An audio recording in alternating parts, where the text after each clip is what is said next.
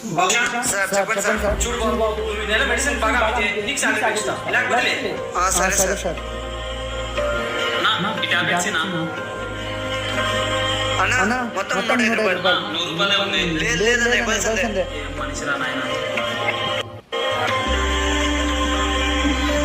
ఇట్లాగే మనం 1 రూపాయి కూడా వదిలిపెట్టుకోకుండా కలెక్ట్ చేసుకోవాలి. సరే సార్.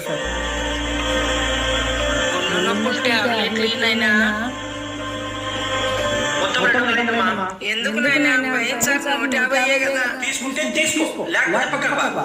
అట్లా అనుకున్నాయినా నీకు దండం పెడతాను. ఈసారి వచ్చినప్పుడు ఇస్తాను నాయనా.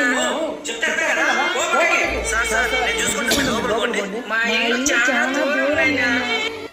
నీకు ఒక్కసారి చెప్తే అర్థం కదా, రావటంలా.